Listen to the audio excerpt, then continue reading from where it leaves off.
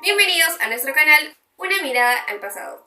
El día de hoy estaremos continuando con la segunda parte de nuestro tema consecuencias de las ejecuciones extrajudiciales en Barrios Altos en el año 1991, aquel suceso que marcó mucho la historia de nuestro país durante la época del terrorismo.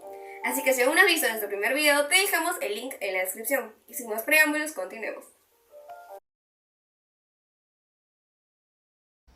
En este video nos acompañarán mientras recorremos los eventos que sucedieron luego de la matanza de Barrios Altos, a corto, mediano y largo plazo. Acompáñanos.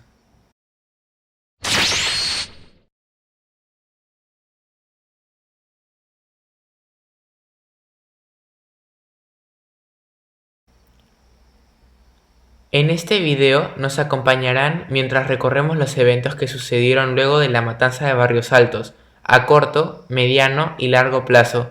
Acompáñanos.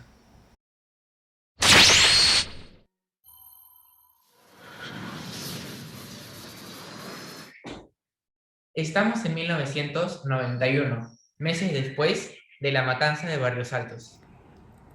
En 1999, los jefes militares fueron citados ante el Congreso de la República para responder por este caso. Ellos trataron de imputar la autoría del crimen a los grupos subversivos, descartando la participación de los miembros del ejército. A esto se le suma la campaña de los medios vinculados al régimen. Este buscó calificar como terrorista a las víctimas de estos hechos. De esta manera, se pretendía que los verdaderos responsables quedaran libres de toda culpa. Después del terrible atentado, lo que ocurrió con las víctimas fue realmente aún más aterrador. Desde ese 3 de noviembre de 1991, los testigos y las víctimas de la masacre en Barrios Altos han transitado un largo camino para acceder a la justicia, pudiendo conocer la realidad de los hechos recién el 15 de abril de 1995. Gracias a lo estipulado por la Corte IDH, es innegable que se le impidió a las víctimas sobrevivientes, sus familiares, y a los familiares de las víctimas que fallecieron conocer la verdad acerca de los hechos ocurridos en Barrios Altos. Alfonso Rodas Alvítes, testimoniante de Lima, relató lo siguiente. Aquel día, 6 individuos armados con pasamontañas y silenciadores irrumpieron en la quinta del Jirón Wanda 840 en Barrios Altos a las 10 de la noche y asesinaron a 16 personas mientras celebraban una pollada. Ingresaron, los insultaron y los llamaron terroristas. Luego les obligaron a tirarse al suelo. Lamentablemente, después de este hecho, el testimoniante fue constantemente amenazado y hasta fue culpado por terrorismo.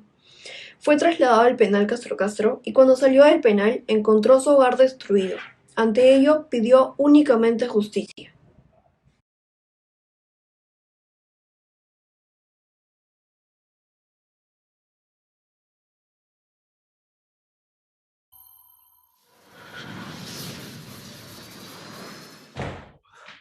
Estamos en 1995, unos meses después de que la 41ª Fiscalía Provincial Penal de Lima denunció a 5 miembros del ejército peruano por los hechos ocurridos en Barrios Altos. Como consecuencia de la lucha contra el terrorismo, se denunció a las Fuerzas Armadas del Perú y la Policía Nacional por haber cometido graves violaciones de los derechos humanos.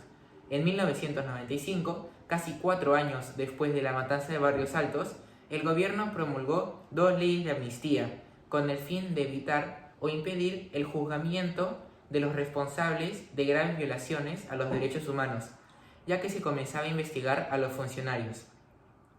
Estas leyes no respetaban los derechos fundamentales, ya que privaban a las víctimas y familiares de víctimas del acceso a la justicia y la verdad, y establecían que los hechos o delitos no serían investigados y que el caso quedaría definitivamente archivado.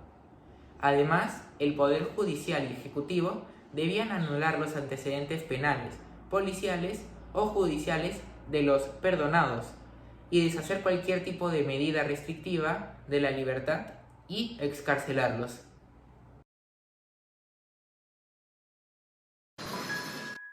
Nos encontramos en el año 1995, año en el que el caso Barrios Altos empieza a ser investigado por la sede judicial, así que acompáñame a ver cuáles fueron los hechos que acontecieron en dicha investigación. La investigación comienza con una comisión creada por el Congreso peruano que está conformado por 4 senadores: Roger Cáceres Velázquez, Víctor Arroyo Cuyubamba, Javier Díaz-Canseco Cisneros y Francisco Guerra García. Empiezan a investigar la masacre en Barrios Altos. Los integrantes de la comisión visitaron el apartamento donde ocurrieron los sucesos en Barrios Altos, pero aquella comisión en ese entonces no pudo continuar con las investigaciones, debido a que el expresidente Alberto Fujimori dio un autogolpe de Estado en el año 1992, y con la disolución del Congreso y el reingreso de nuevas personas para el mando no se pudo continuar con las investigaciones. Estos mismos integrantes de la comisión fueron hasta el apartamento en el que ocurrieron los hechos y entrevistaron a 4 personas.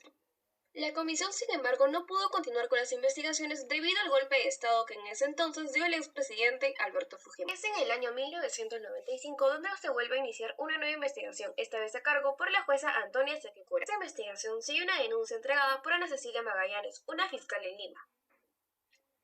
El 30 de junio de 1995, una Coordinadora Nacional de Derechos Humanos denuncia al Estado peruano por ser responsable del asesinato de 15 personas y 4 heridos en el caso Barrios Altos, ante la Comisión Interamericana de Derechos Humanos. El 29 de enero de 1996, la Asociación Pro Derechos Humanos denunció al Estado peruano en nombre de los fallecidos y heridos a causa de la masacre realizada en el año 1991 en Barrios Altos.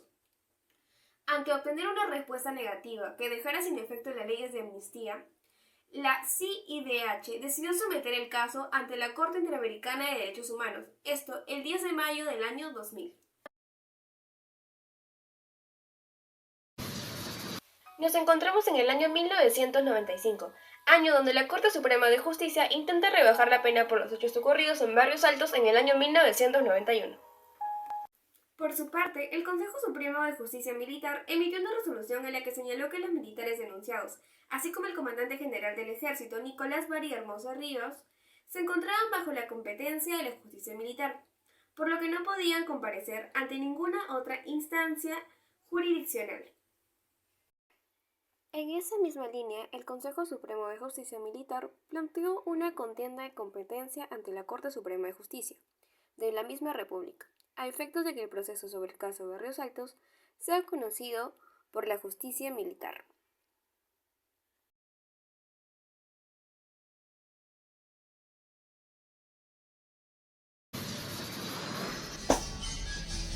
Estamos en junio de 1995. Vamos a ver qué acontecimientos nos espera en este tiempo. El 22 de junio de ese año apareció una pinta en la quinta del barrio donde sucedieron los hechos, donde decía: los vamos a matar a todos. Esto sucedió un día antes ante la marcha cívica a de la oposición ante la ley de amnistía. El 10 de julio de este mismo año, APRODEC pone la denuncia ante la opinión pública sobre las amenazas a la abogada Gloria Cano Legua, quien defendía a Tomás Levías Ortega, agregando que era la 4ª vez que se producían actos intimidatorios contra las víctimas de los Barrios Altos.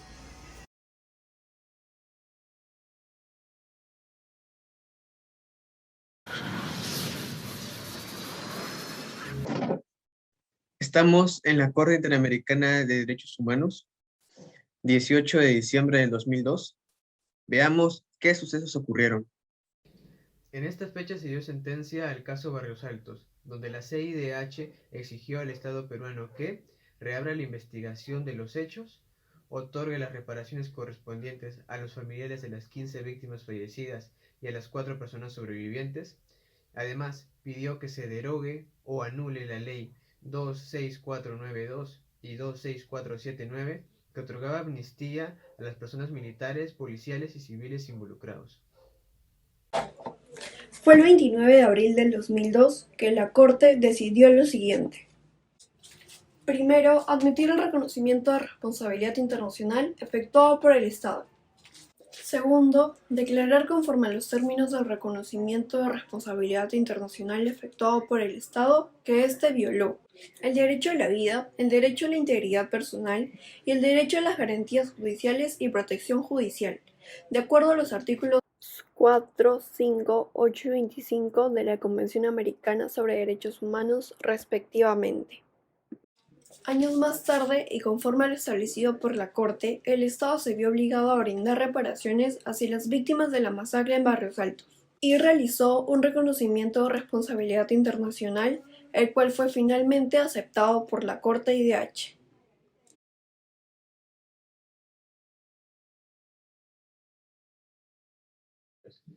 Las reparaciones que el Estado debió garantizar a las víctimas fueron garantías judiciales y procesales, tales como el derecho a la vida, el derecho a la salud, el derecho a la integridad, el derecho a la protección, entre otros.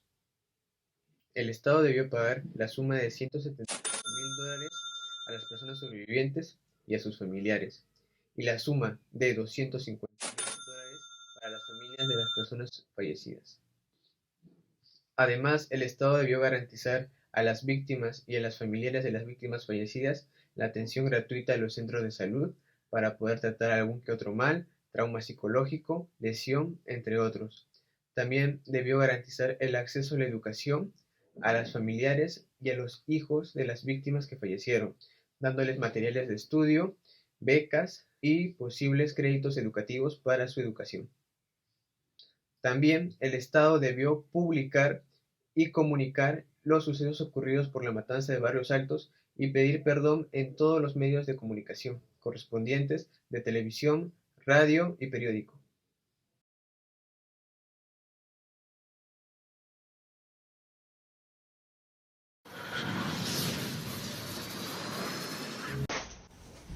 Llegamos al 2003. El 13 de mayo de este año, el expresidente Alberto Fujimori es encontrado culpable de los delitos de homicidio calificado, asesinato, lesiones graves, secuestro, desaparición forzosa y matanza en Barrios Altos. Así, el Estado peruano comenzó a dar cumplimiento a las sentencias y a su deber de investigar y sancionar a los responsables. Posteriormente, en el 2009, el expresidente Alberto Fujimori fue condenado a 25 años de prisión por los delitos de homicidio calificado y lesiones graves por los hechos ocurridos en el caso de Barrios Altos. La SPE estableció que Fujimori había cooptado las Fuerzas Armadas y era la cabeza de un aparato organizado que giraba en torno al servicio de la Inteligencia Nacional y que había servido como medio para cometer delitos de los cuales Fujimori había tenido conocimiento. ¡Rechazo los cargos! ¡Totalmente! ¡Soy inocente! Eso fue todo por el video de hoy. Si les gustó, ya saben, no olviden darle like a nuestro video, suscribirse y activar la campanita de notificaciones para que no se pierdan nuestro próximo y último video. Y si todavía no han visto nuestro primer video, les dejamos el link acá arriba o en la descripción del video. Adiós.